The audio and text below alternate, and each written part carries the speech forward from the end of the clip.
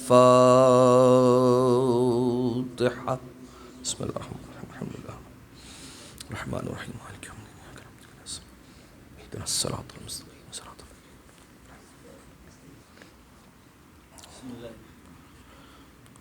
لا حول ولا قوة إلا بالله العلي العظيم.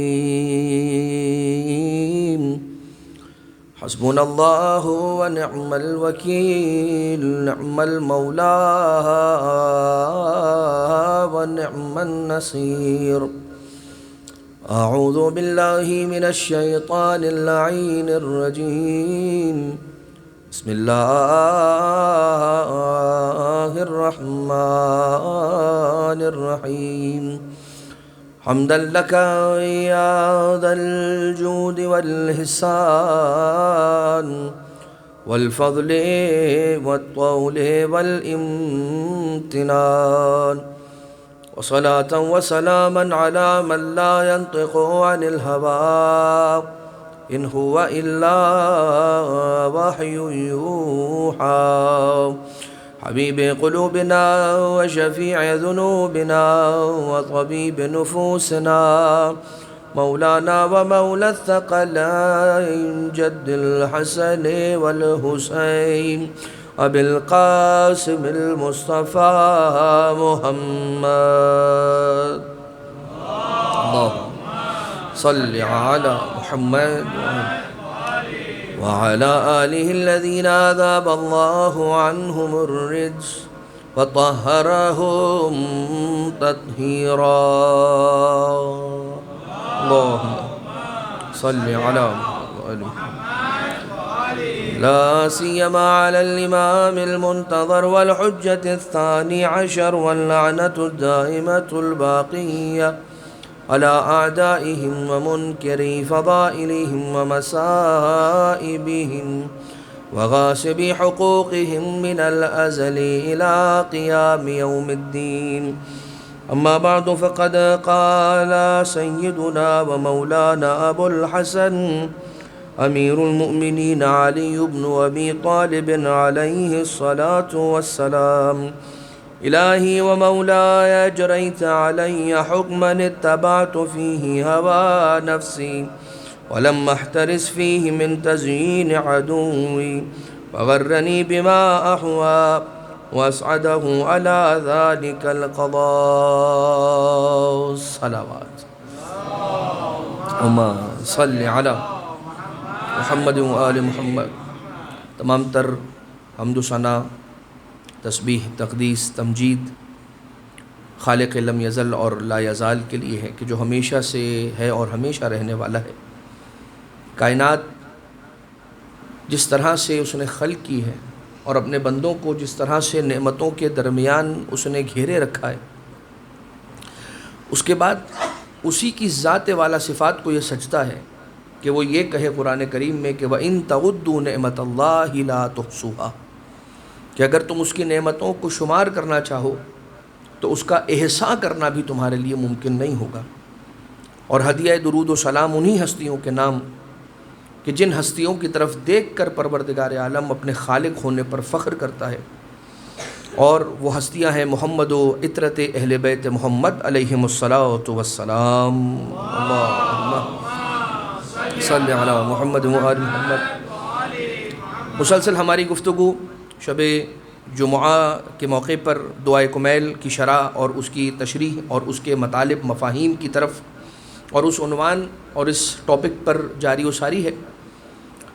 اور آج چونکہ ایصال ثواب کا بھی عنوان ہے، تو اس سے بڑھ کر اور ایصال ثواب کیا ہوگا کہ امیر المومنین علیہ السلام کی تعلیم کردہ دعا کے کلمات کی کچھ تشریح آپ کی خدمت میں پیش کی جا سکے، تاکہ اس کے نتیجے میں اگر ہم کوئی اپنا ایک عمل زندگی کا ٹھیک کر سکیں، بہتر کر سکیں، تو یہ ہمارے لیے توشہ آخرت اور سامان آخرت، سامان سفر آخرت رہے گا. سرکار امیر المومنین علیہ السلام نے جناب کمیل کو دعائے کمیل یعنی کہ دعائے خضر کی تعلیم دیتے ہوئے ان الفاظ کو سکھایا اور تعلیم دی: الہی و مولایا اجریت علیہ حکمن اتبعت فیہ ہوا نفسی، اجریت علیہ حکمن، اے پروردگار، مولایا اور الہی، الہ کہتے ہیں خلق کرنے والے کو، الہ کہتے ہیں اسے کہ جو کائنات کی سب سے بڑی ہستی ہے، جس نے سب کو معرض وجود عطا کیا، یعنی جس نے ایگزسٹنس کو کریٹ کیا ہے، پروردگار عالم نے۔ اور مولایا، مولایا وہ ہستی کہ جس کا مجھ پر اختیار ہے۔ مجھ پر کس کا اختیار ہے؟ خدا کا اختیار ہے۔ کیسے؟ اس طرح سے کہ وہ یہ کہتا ہے کہ لاکھ تمہیں نیند آ رہی ہو، لاکھ سردیوں کی، جاڑے کی، ٹھنڈی راتیں ہوں جس میں کمبل سے نکلنا انسان کے لیے، اللہ معاف کرے، نیکسٹ ٹو امپاسبل والی بات ہو، لیکن خدا یہ کہتا ہے تم مجھے مصلی پہ چاہیے اس وقت۔ انسان کہتا ہے لبیک، بالکل تو نے پکارا ہے۔ اچھا لبیک بھی جو ہے، جو لبیک ہے، لفظ لبیک یہ پکار نہیں ہے، دس از ناٹ دی کال، لبیک از آنسر ٹو دا کال۔ لبیک کال نہیں ہے کہ میں تجھے پکارتا ہوں اے اللہ۔ لبیک جب کرتے ہیں عمرہ حج کی سعادت جو افراد حاصل کر چکے ہیں اور جو حاصل کرنے والے ہیں، پروردگار ہم سب کو نصیب کرے، اور جن کی گردن پر واجب ہے یہ، وہ تو جلد سے جلد اسے انجام دیں۔ تو لبیک کا ترجمہ کیا ہے؟ حاضر ہوں اے اللہ، میں حاضر ہوں۔ حاضر کون ہوتا ہے؟ آپ جیسے مثال کے طور پر کلاس کے اندر جب اٹینڈنس لی جا رہی ہوتی ہے، آج کل کے زمانے میں وہ نہیں ہے، الیکٹرانک اٹینڈنس آ گئی ہے اور تھمب امپریشنز آ گئے ہیں اور بہت ساری چیزیں ایسی آ گئی ہیں جس کے اندر اب نام نہیں لیا جاتا۔ محمد رضا حاضر ہوں، محمد کمیل حاضر ہوں، محمد اویس حاضر ہوں، یہ فلاں مثال کے طور پہ اعجاز بھائی میں حاضر ہوں، محمد بھائی میں حاضر ہوں، ساجد بھائی میں حاضر ہوں۔ تو حاضر ہوں، نام لیا جاتا ہے، میں حاضر ہوں، نام لیا میں حاضر ہوں، حاضر ہوں۔ تو یہ نام لیا جاتا ہے پہلے، تو پھر جواب میں حاضر ہوں کہا جاتا ہے۔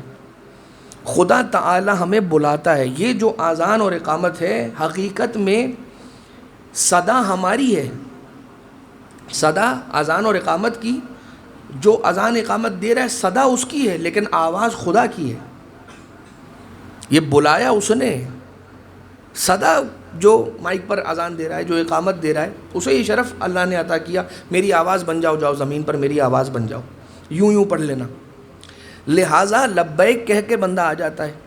تو پروردگار وہ ہے جو ہم پر اختیار رکھتا ہے، جبھی تو ہم اس کی مرضی کے مطابق عمل کرنے کی پوری کوشش کرتے ہیں۔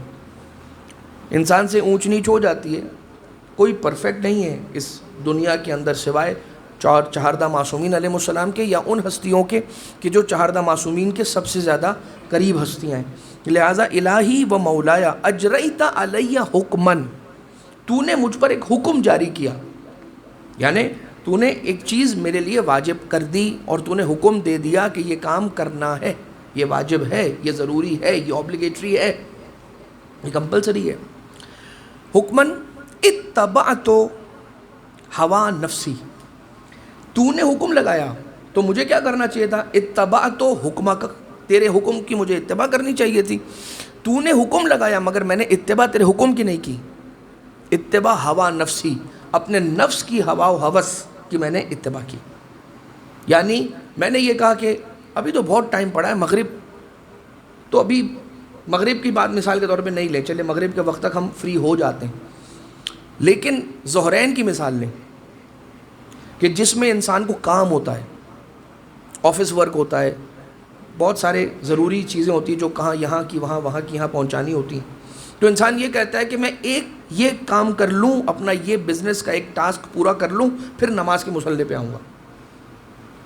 اچھا میں یہ چاہ رہا ہوں، مجھے ہوا نفس، نفس کی ہوا کا کیا مطلب ہے؟ کہ میں 2 پیسے اور کما لوں، اس کے بعد مصلی پر آ جاؤں گا۔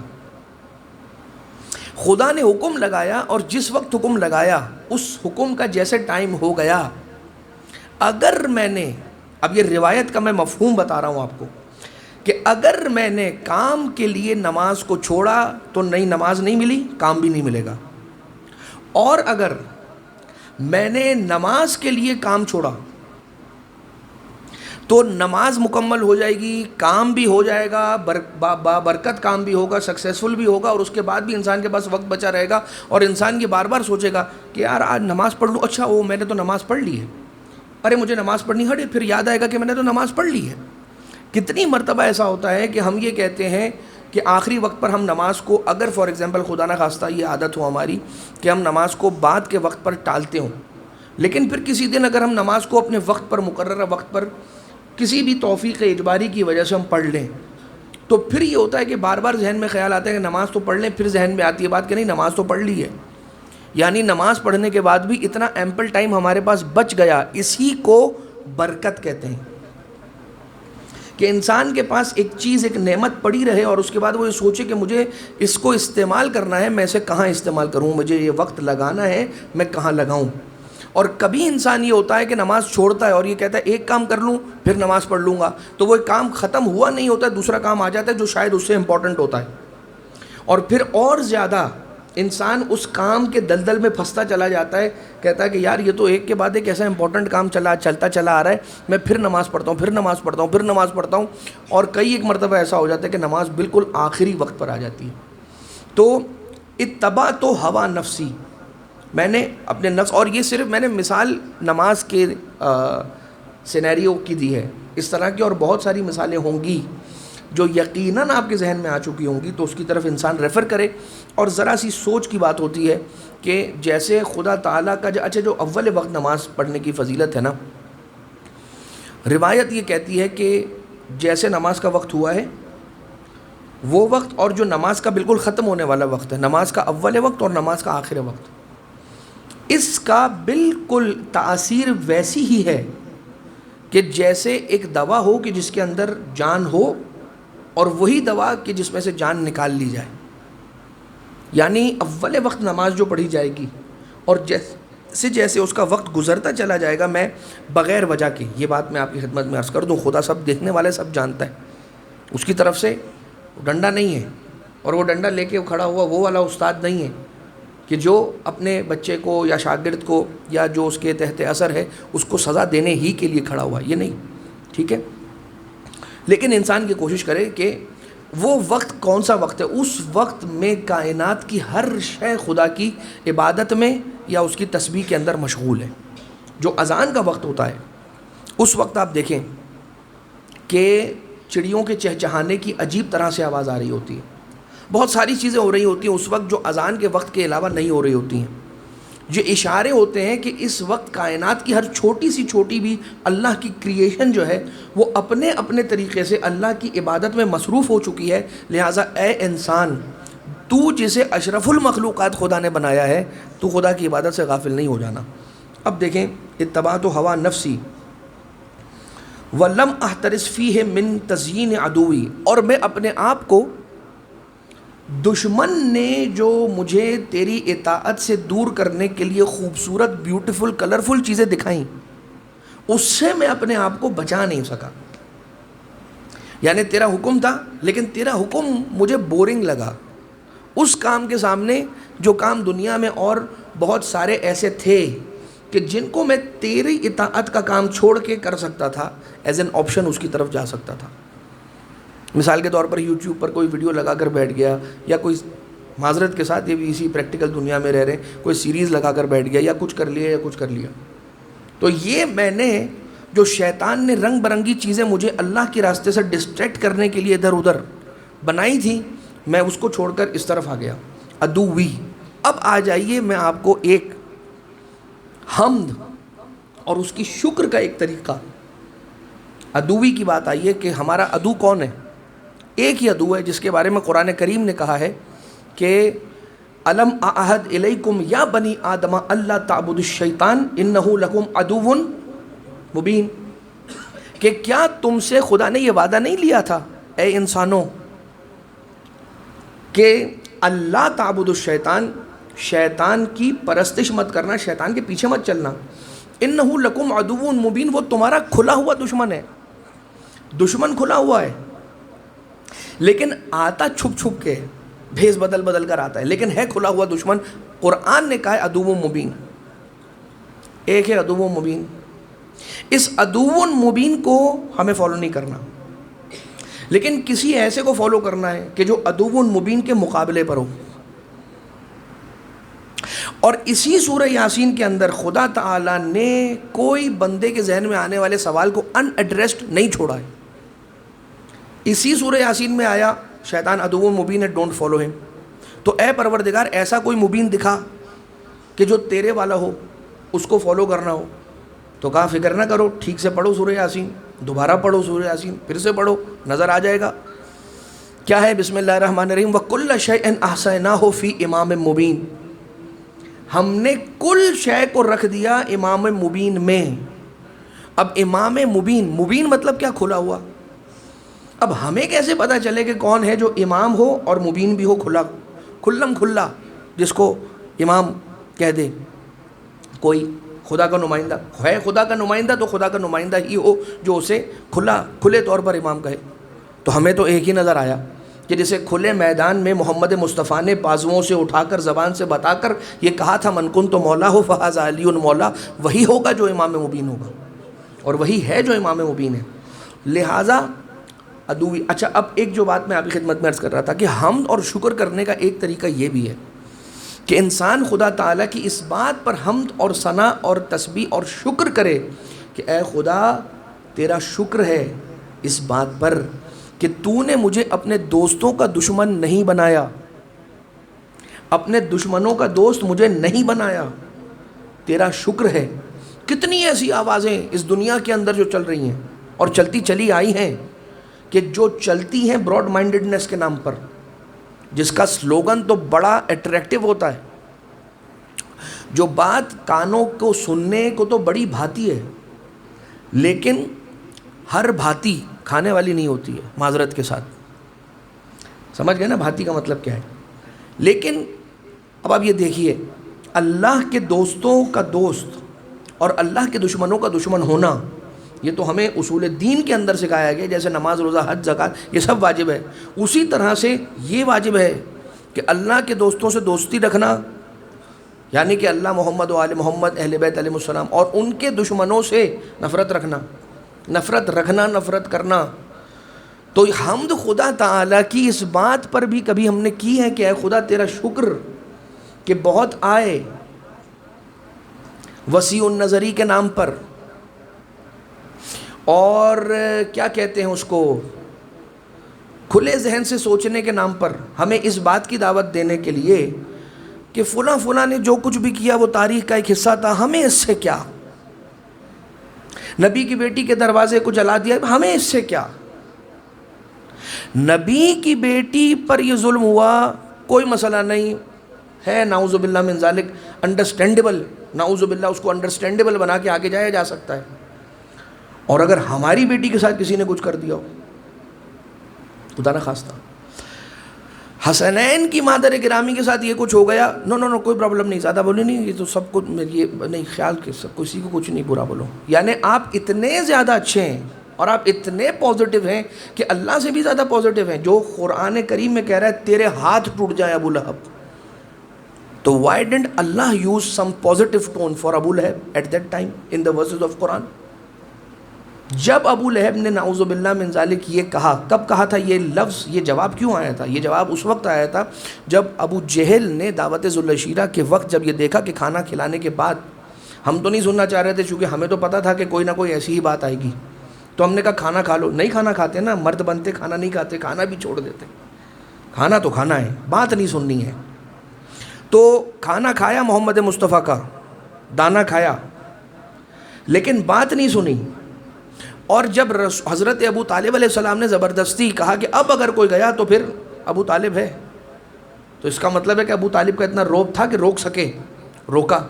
اور رسول اللہ نے جب بتایا کہ توحید کی دعوت دے رہا ہوں اور اسلام کی طرف آ جاؤ، تو ابو لہب نے اس وقت یہ کہا تھا کہ اچھا یہ بات کرنے کے لیے روکا تھا، نعوذ باللہ تیرے ہاتھ، نعوذ باللہ من ذالک، رسول اللہ کو کہا. اس کا جواب آیا قرآن کریم میں. تو یہ بات، ایک بات انسان اپنے ذہن میں رکھے، ہاں جو سوشل چیزیں اس کا خیال رکھتے ہوئے، اس میں یہ نہیں کہا جا رہا ہے کہ انسان فساد کے راستے پر آ جائے، جان کا خطرہ کر دے، نہیں، لیکن اپنے گھر میں، اپنے کمرے میں اپنے ہاؤس ہولڈ میں اپنے بچوں کی تربیت کرنا یہ ضروری ہے، اور بتانا ضروری ہے کہ کس کے لیے ہمیں محبت رکھنی ہے اور کس کے لیے ہمیں نفرت رکھنی ہے. چاہے خاموشی سے انسان رکھے، کوئی مسئلہ نہیں، تقیہ ہے ہمارے ہی یہاں، لا دین لمن لا تقیۃ له. اب آپ یہ دیکھیے ہوا نفسی، تو یہ پروردگار عالم کا اس پر انسان شکر ادا کرے کہ اے خدا تیرا احسان کہ تو نے اپنے دوستوں کا دشمن نہیں بنایا، ہمیں دشمنوں کا دوست ہمیں نہیں بنایا.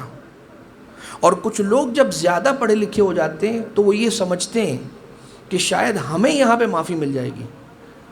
یہ تو قبر میں جا کر پتہ چلے گا، یہ صراط پر پتہ چلے گا، یہ پتہ چلے گا ہمیں قیامت کی منزلوں پر، موت کے بعد یہ سب پتہ چلنا شروع ہو جائے گا. اس لیے کہ اس وقت انسان کا یقین اپنے 100% موقع پر جانا شروع ہو جائے گا. ہوا نفسی ولم احترس فیہ من تزیین عدوی فغرنی بما اہوا. تو مجھے دھوکہ مل گیا، لیکن کس وجہ سے ملا؟ کیونکہ میں نے اپنے نفس کے پیچھے چلنے کی کوشش کی، اس لیے کہ وہ مجھے اٹریکٹیو لگ رہا تھا وہ والا کام. وَأَسْعَدَهُ عَلَى ذَلِكَ الْقَضَاء، اور کہیں نہ کہیں قضاء و قدر نے بھی اس کی مدد کی، اس کو سپورٹ کیا. تو کیا ہوا؟ فَتَجَاوَزْتُ بِمَا جَرَى عَلَيَّ ذَلِكَ مِنْ ذَلِكَ عَلَيَّ مِنْ ذَلِكَ بَعْضَ حُدُودِكَ. تو وہ لائن جو تو نے میرے لیے بنائی تھی اور مجھے بتا دیا تھا کہ اِمَّا هَدَيْنَاهُ السَّبِيلَ إِنَّا هَدَيْنَاهُ السَّبِيلَ إِمَّا شَاكِرًا وَإِمَّا كَفُورًا. یہ لائن ہے، اس لائن کو کراس کیا تو کافر، اس لائن کے اندر رہے تو شاکر. تو وہ لائن مجھ سے کراس ہو گئی پروردگار. ٹھیک ہے، اب ذرا ٹون سنیے گا، وہ لائن اللہ مجھ سے کراس ہو گئی. فَخَالَفْتُ بَعْضَ أَوَامِرِكَ، تیری حدود یعنی جو تعزیرات ہیں، جو خدا تعالیٰ کا دین ہے، جو اس نے حدود بنائی ہیں. وَخَالَفْتُ بَعْضَ أَوَامِرِكَ، اور تیرے کمانڈز میں سے کچھ کو میں نے اس کی مخالفت کر لی. فَلَكَ الْحَمْدُ، اچھا بَعْضَ أَوَامِرِكَ فَلَكَ الْحَمْدُ عَلَيَّ فِي جَمِيعِ ذَلِكَ. اس کی طرف ہم بعد میں آتے ہیں، یہاں تک رکیے کہ اے پروردگار اب میں نے وہ لائن کراس کر دی، یعنی کہ میں اعتراف جرم کر رہا ہوں، میں کنفیشن کر رہا ہوں، ہاتھ کھڑے کر دیے میں نے، اور میں نے کہا اے پروردگار میں دیکھ اللہ، مجھے شیطان نے بہکایا، میرے ہوائے نفس نے مجھے بہکایا. نفس ہے اس لیے. اچھا نفس کیسے بہکاتا ہے اس کو سمجھنے کے لیے ایک جملے میں، کچھ لوگ ہیں جو سوال کرتے ہیں کہ مولانا جب شیطان نہیں تھا یا جب شیطان نہیں ہوگا تب ہمیں کون بہکائے گا؟ ابھی مثال کے طور پر شیطان نہیں بنا، شیطان ابھی عزازیل ہے. تو شیطان تو نہیں تھا، وہ تو عزازیل تھا. تو شیطان نہیں تھا تب شیطان کو کس نے بہکایا؟ یہ بھی سوال کرتے ہیں. یہ بونس کا سوال نہیں ہے، یہ واقعی حقیقی سوال ہے. تو شیطان کو کس نے بہکایا؟ شیطان کو کس نے شیطان بنایا؟ اس کے نفس نے. نفس کون سے نفس نے؟ نفس سے امارہ نے. امارہ مطلب پش کرنے والا نفس. امارۃ بالسوء، جو انسان کو اندر سے برائی کی طرف پش کرتا رہتا ہے. آپ یہ کہتے ہیں نا میں کیا کروں، نعت لگاتے ہیں، منقبت لگاتے ہیں، دھیان کم جاتا ہے، ایسا نہیں کہ نہیں جاتا، کم جاتا ہے، لیکن اگر کہیں حرام موسیقی لگا دی جائے فوراً انسان کا ذہن جاتا ہے. کیوں؟ یہ اندر سے نفس ہے.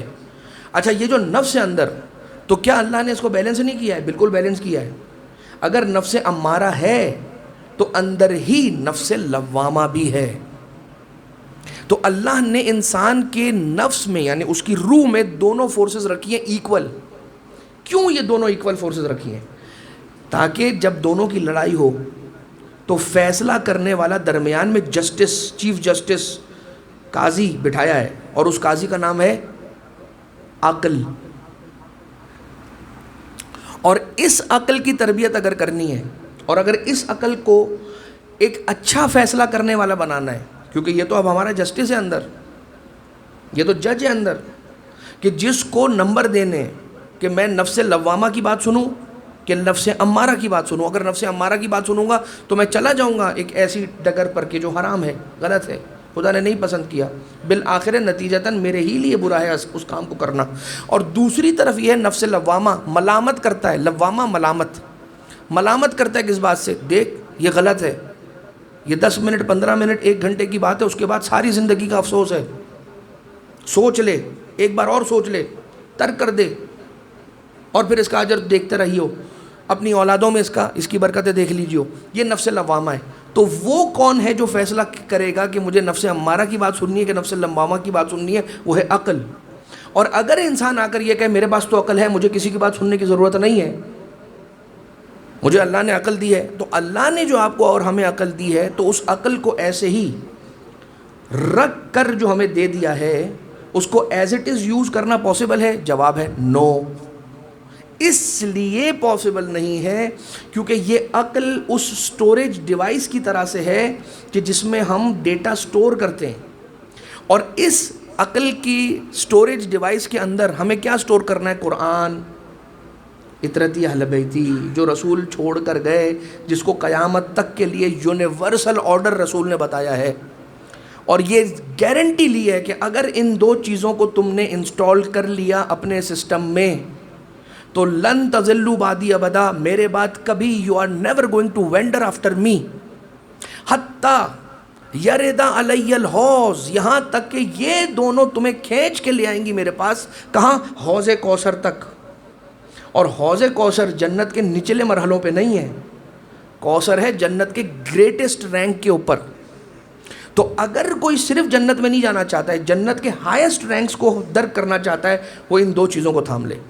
تو یہ قرآن جب انسٹال ہوگا انسان کی عقل میں، اور اطرت اہل بیت علیہ السلام کی حدیثیں جو قرآن کی آیتوں کی بھی تفسیر یہی کرتی ہیں، ظاہر باطن، باطن یہی بتاتی ہیں، تعویل یہی بتاتی ہیں، محکم یہی بتاتی ہیں، متشابہ یہی بتاتی ہیں، تو اگر یہ ہم نے اپنے ذہن میں رکھا ہوگا اور اسی پر ہماری تربیت ہوئی ہوگی تو یہ بات یاد رکھیے گا کہ پھر انسان کو فیصلہ کرنے میں مشکل نہیں ہوگی کہ مجھے کہاں جانا ہے۔ لہٰذا یہ ایک بات چھوٹی سی ہو گئی۔ اب آئیے دوسری بات کہ امام علیہ الصلاۃ والسلام ایک درود بھیجے محمد و آل محمد،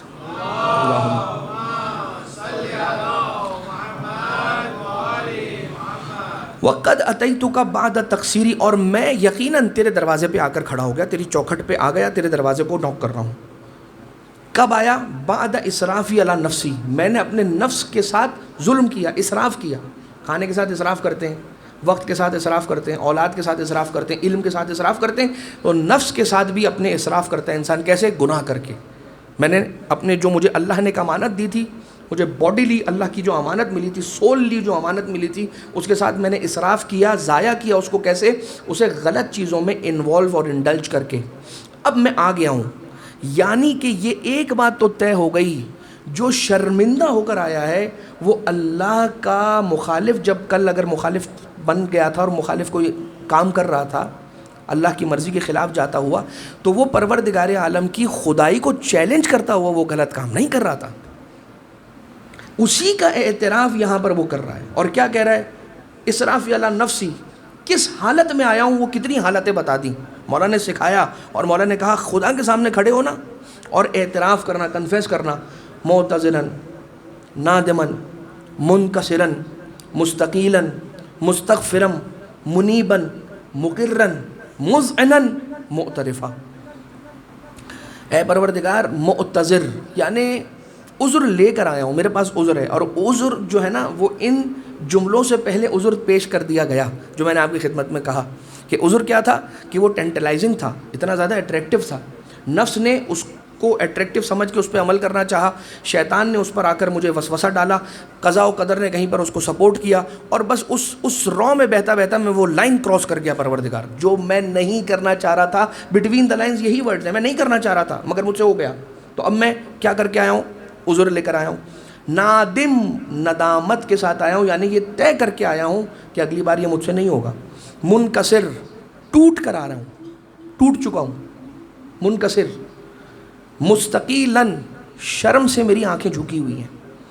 مستغفراً، استغفار کرتا ہوا، استغفر اللہ پڑھتا ہوا۔ منیباً، مقرراً، اقرار کرتا ہوا۔ منیباً، تیری نعمتوں کا مشاہدہ کر کر، دیکھ کر کہ تو نے ہی مجھے پالا ہے۔ مقرراً، اقرار کرتا ہوا کہ ہاں میں گنہگار ہوں۔ مذعناً، معترفہ، اعتراف کرتا ہوا، شرمندگی کے ساتھ تیرے سامنے آ گیا ہوں۔ اب کچھ ایسی دعائیں ہیں کہ ایسی اعمال ہیں کہ جن کے اندر یہ جملہ ہے کہ اے خدا اگر تو نے اس کے بعد بھی مجھ پر اگر عذاب کیا تو تو غلط نہیں ہے، تو نے وہی کیا جو میرے عمل کے نتیجے میں مجھے ملنا تھا، لیکن اگر تو نے معاف کر دیا تو یہ کام تیرے ہی لیے سجتا ہے، اس لیے کہ تو ہی ہے معاف کرنے والا، تیرے علاوہ معافی کوئی نہیں کر سکتا، کوئی نہیں دے سکتا۔ وہ کہتے ہیں نا کہ جب کسی نے آ کر ایک عالم دین سے پوچھا مولانا کوئی مسئلہ تو نہیں اس کے اندر معافی مل جائے گی؟ تو ہم نے ان سے یہ کہا تھا کہ میں نے کہا بھائی دیکھیں اللہ بھی مولا ہے نا، اللہ مولا، محمد مولا، علی مولا، یعنی کہ ائمہ مولا، تو اللہ مولا معاف کر دیتا ہے، مولا معاف کر دیتا ہے، مولانا معاف نہیں کرتا۔ مولانا ڈراتا ہے اور پھنساتا ہے اور پھنساتا ہے، معذرت کے ساتھ سارے ایسے نہیں ہوتے ہیں، اچھے بھی ہوتے ہیں۔ لہٰذا یہ بات یاد رکھیے گا کہ امیر المومنین علیہ السلام نے اس دعا کے نتیجے میں ہمیں ایک امید کا ایسا راستہ دکھایا ہے کہ انسان اپنے عمل کو ٹھیک کرے اور یہ یقین رکھے کہ وہ معاف کرنے والا ہے، وہ باتوں کو، چھوٹی چھوٹی باتوں کو دل میں رکھ کے بیٹھنے والا نہیں ہے کہ کل موقع ملے گا تو نکالوں گا بدلہ انسانوں کی طرح، ابے جو ہوں سو کر اونچو آنا چاہتے ہیں۔ ہاں تو وہ خدا ایسا نہیں ہے، پروردگار بڑا کریم ہے، اور وہ ایسا کریم ہے کہ جس نے ہمیں ایسے ہی کریم امام دیے ہیں کہ جو اس کی پرچھائی بنے۔ ہم زمین پر دیکھنا چاہیں کہ کرم کسے کہتے ہیں تو اسے دیکھو کہ جو کرم کا پیکر ہے علی، اس کا لال ہے عباس۔ دو جملے صرف مصائب کے سنیے اس لیے کہ شب جمعہ ہے، اور عباس زخموں سے چور ہوئے، مشق سکینہ کو لے کر جب دوڑے تھے، حملہ کیا تھا فرات پر، تو فوجیں بھاگ بھاگ کے دارالامارہ اور کوفہ کی فصیل، کوفہ کی بارڈر جو 50-60 کلومیٹر کے فاصلے پر تھا، اتنی دور بھاگ کر اپنی جانیں بچا کر دوڑنے لگیں۔ مگر جب یہ خبر پھیلی کہ عباس کا ایک بازو قلم کر دیا گیا ہے، یہ بھاگی ہوئی فوجیں واپس آنے لگیں۔ پھر خبر پھیلی کہ دوسرا بازو بھی قلم ہوا اور فوجیں قریب آئیں۔ کسی لعین نے، حکیم ابن طفیل جس کا نام ہے، اس نے یہ کہا کہ جب تک عباس کی آنکھیں سلامت ہیں تم عباس کے حملے سے نہیں بچ سکتے، اب بھی علی کا شیر تم پر حملہ کر سکتا ہے۔ کسی شخص نے تیر کمان میں جوڑا، عباس کی آنکھ کا نشانہ لیا، وہ تیر کمان سے چلا ام البنین کے چاند کی آنکھ کو چیرتا ہوا سر کے دوسری جانب سے نکلا۔ مگر ہاں عزیزو، روایت بیان کرتی ہے، مقاتل ارباب مقتل نے لکھا ہے کہ عباس اپنی آنکھ سے تیر نکالتے تو کیسے نکالتے، دونوں بازو قلم ہو چکے تھے۔ ہماری آنکھوں میں ریت کا کوئی ذرہ چلا جاتا ہے فوراً تڑپ جاتے ہیں، عباس کی آنکھ میں تیر لگا تھا عزیزو۔ جب مولا دونوں اپنے زانوؤں کو جوڑ کے تیر نکالنے کی کوشش کر رہے تھے، ایک شقی شخص نے پشت سر پر لوہے کا ایسا گرز مارا، تیر اور اندر پیوست ہو گیا۔ مدینہ کی طرف رخ کر کے اپنی ماں ام البنین کو یاد کر کے عباس فرات کے کنارے ایڑیاں رگڑتا رہ گیا، اماں اپنے بیٹے عباس کی خبر لو۔ الا ولعنت اللہ علی القوم الظالمین وسيعلم الذین ظلموا قول محمد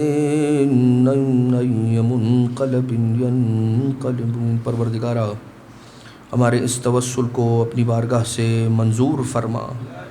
پروردگارا جن مرحومین کے ایصال ثواب کے لیے اس مجلس عزا کا انعقاد ہوا ہے، ان کی ارواح کو شاد فرما، ان کے درجات کو بلند فرما۔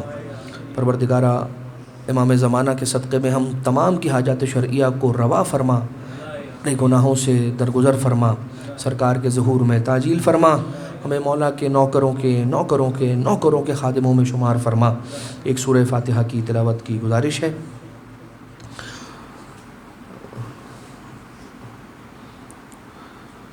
مرحومہ دولت بنت رجب علی اور مرحومینز آف پنجنی فیملی، مرحوم حاجی الطاف حسین علی مونی اور مونی خاندان کے تمام مرحومین کے لیے تمام مومنین مومنات شہدائے کربلا شامل کرتے ہوئے فاتحہ۔ بسم اللہ الرحمن الرحیم، الحمد للہ رب العالمین الرحمن الرحیم مالک یوم الدین، ایاک نعبد و ایاک نستعین، اہدنا الصراط المستقیم صراط الذین انعمت علیہم غیر المغضوب علیہم ولا الضالین۔ اللہم اغفر للمؤمنین والمؤمنات والمسلمین والمسلمات الاحیاء منہم والاموات، تابع بیننا وبینہم بالخیرات انکا علی کل شیء قدیر برحمتک یا ارحم الراحمین۔